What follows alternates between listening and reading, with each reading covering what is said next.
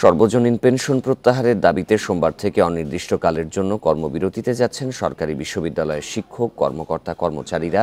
বন্ধ থাকবে ক্লাস পরীক্ষাও। আরও জানাতে ঢাকা বিশ্ববিদ্যালয় থেকে যোগ দিচ্ছেন সহকর্মী নূরে আলম। নূরে আলম, শিক্ষকরা কর্মবিরতির বিষয়ে কি বলছেন? যেহেতু আগামীকাল থেকে এটি শুরু হচ্ছে, তারা কি পদক্ষেপ নেবেন?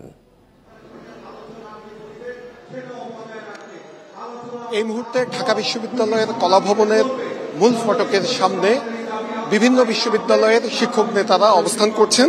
কিছুক্ষণ আগেই বিশ্ববিদ্যালয় সমিতি ফেডারেশনের নেতাদের সাথে আমার কথা হয়েছে। তারা যেটি বলছেন যে আগামী কাল থেকে পুরোদমে ক্লাস পরীক্ষা তারা বর্জন করবেন, সেই সঙ্গে তাদের দাবি আদায় না হওয়া পর্যন্ত, অর্থাৎ সর্বজনীন পেনশন স্কিম প্রত্যাহার না হওয়া পর্যন্ত তারা এই কর্মসূচি চালিয়ে যাবেন। আমরা দেখেছি এর আগে তারা ছোট ছোট কর্মসূচি দিয়ে আসছিল।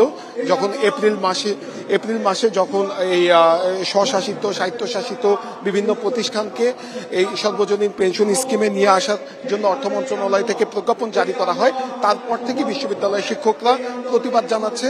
তারা বলছে যে 1 জুলাই থেকে যে সকল শিক্ষার্থীরা শিক্ষক হিসেবে বিশ্ববিদ্যালয়ে যোগদান করবে তারা এই সর্বজনীন পেনশন স্কিমের আওতায় আসবে এবং এর ফলে এই শিক্ষকরা আর্থিকভাবে ব্যাপকভাবে ক্ষতিগ্রস্ত হবে।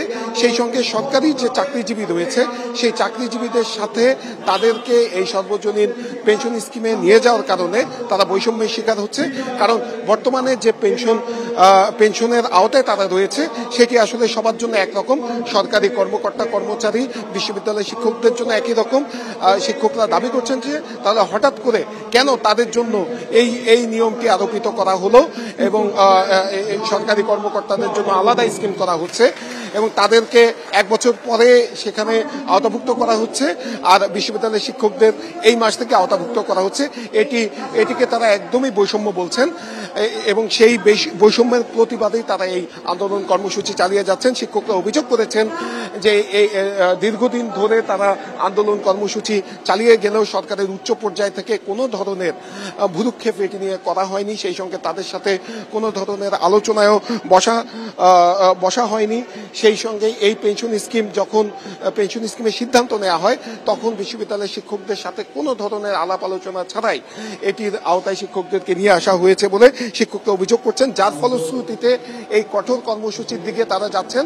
আরেকটি বিষয় জানিয়ে রাখি, এই গ্রীষ্মের ছুটি এবং কোরবানির ছুটি শেষে আগামীকাল থেকে বিশ্ববিদ্যালয় খোলার কথা রয়েছে, আর এই খোলার পরেই বিশ্ববিদ্যালয়ের শিক্ষার্থীরা এই ক্লাস পরীক্ষা বর্জনের মুখে পড়ছেন, অর্থাৎ তারা একাডেমিকভাবেও ক্ষতিগ্রস্ত হবেন। তো এই সমস্যার যদি সমাধান দ্রুত করা না হয় তাহলে সেশন জট তৈরি হতে পারে বলে এই শিক্ষার্থীরা আমাদেরকে জানিয়েছেন এবং তারা এটি নিয়ে খুব চিন্তায় রয়েছেন।